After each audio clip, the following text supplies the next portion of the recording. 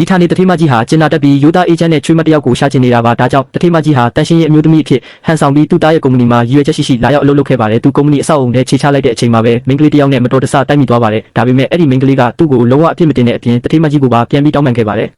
အဲ့ဒီလိုရိုးရှင်းတဲ့အပြုအမူလေးကတထေးမကြီးကိုချက်ချင်းပဲသဘောကျသွားစေခဲ့ပါတယ်အဲ့ဒီမိန်းကလေးတယောက်ထဲကော်ဖီခွက်တွေအများကြီးတည်လာတာကိုမြင်တော့တထေးမကြီးကကူညီဖို့ကမ်းလှမ်းခဲ့ပေမဲ့မိန်းကလေးကရင်ကြေးကြေးပဲညှင်းပယ်ခဲ့ပါတယ်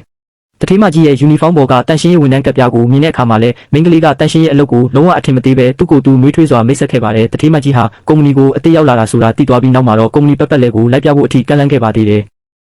တထေးမကြီးရုံးခန်း area ထဲရောက်သွားတဲ့အချိန်မှာတော့အဲ့ဒီမိန်းကလေးတည်လာတဲ့ကော်ဖီတွေအားလုံးဟာသူ့ရဲ့လုပ်ဖို့ကင်ဘက်တွေအတွက်ပြင်ဆင်လာတာဆိုတာသိလိုက်ရလို့အံ့ဩသွားပါတယ်ဒါပေမဲ့လုပ်ဖို့ကင်ဘက်တယောက်မှကော်ဖီတောက်ပြီးကျေးဇူးတင်စကားမပြောခဲ့ကြပါဘူးစိတ်တဘောထားကောင်းတဲ့အဲ့ဒီမိန်းကလေးဟာတထေးမကြီးအတွက်ကော်ဖီတစ်ခွက်ကိုအသေးချာဖယ်ထားပေးခဲ့ပါတယ်တထေးမကြီးလှမ်းယူခါနီးမှာပဲအမျိုးသမီးလုပ်ဖို့ကင်ဘက်တယောက်ကကော်ဖီခွက်ကိုရုတ်တရက်လူယူသွားပါတယ်ပြီးတော့တန်ရှင်းရေးဝန်ထမ်းတယောက်ဟာအခြားသူတွေလိုကုမ္ပဏီရဲ့အကျိုးခံစား권တွေကိုရယူဖို့မထိုက်တန်ဘူးလို့ပြောဆိုခဲ့ပါတယ်မိန်းကလေးကလည်းဘယ်အလုပ်ကိုင်မှအခြားအလုပ်ထက်ပိုပြီးမြင့်မြတ်တာမရှိဘူးကုမ္ပဏီရဲ့အကျိုးခံစား권ဆိုရင်လူတိုင်းရထိုက်တယ်လို့ချက်ချင်းပဲပြန်လဲခြေပခဲ့ပါတယ်အဲ့ဒီအမျိုးသမီးလုပ်ဖို့ကင်ဘက်ဟာစကားနိုင်မလို့နိုင်တော့ပဲဒေါသတကြီးနဲ့ကျန်တဲ့ကော်ဖီတွေကိုယူပြီးထွက်သွားပါတော့တယ်အဲ့ဒီနောက်မိန်းကလေးကဆေးရောရဲ့အမေကိုစိတ်မကောင်းစရာစကားတွေကိုစိတ်ထဲမထားဖို့လက်သိပ်ပေးခဲ့ပါတယ်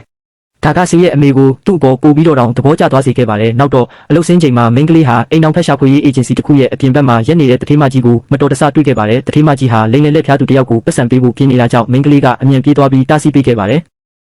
ဒီလူဟာမနေ့ကတည်းအိမ်ချိန်မဲ့အမိုက်ကောက်သမားတယောက်အဖြစ်ဟန်ဆောင်နေတာမို့အေဂျင်စီမှာအလုပ်လုပ်နေတာလုံးဝမဖြစ်နိုင်ကြောင်းမိန်းကလေးကရှင်းပြခဲ့ပါတယ်သူ့ရဲ့အကွက်ပေါ်သွားတဲ့အခါမှာတော့လိမ်လည်သူဟာချက်ချင်းပဲထွက်ပြေးသွားပါတော့တယ်မိန်းကလေးကဒီဘက်ခင်မှာလူလိမ်တွေပုံများလာတာကြောင့်ပို့ပြီးတတိထားဖို့တထေးမကြီးကိုတတိပေးခဲ့ပါတယ်တထေးမကြီးကလည်းသူ့သားအတွက်ဇနီးတယောက်အသေးအတန်ရှာပေးချင်နေတာကြောင့်အခုလိုအလိမ်ခံရလူမျိုးပါဖြစ်ခဲ့ရတာလို့ရှင်းပြခဲ့ပါတယ်သူရှိမှရက်နေတဲ့မိန်းကလေးကိုကြည့်ရင်တထေးမကြီးရဲ့စိတ်ထဲမှာရဲရင်တဲ့အကြံတစ်ခုချက်ချင်းပေါ်လာပါတော့တယ်သူဟာမိန်းကလေးရဲ့လက်ကိုချက်ချင်းဆွဲကင်ပြီးသူ့ရဲ့ချွေးမဖြစ်ပေးဖို့တောင်းဆိုခဲ့ပါတယ်ဒါပေမဲ့မိန်းကလေးကသူဟာမပြည့်စုံပါဘူးလို့ပြောခဲ့ပါတယ်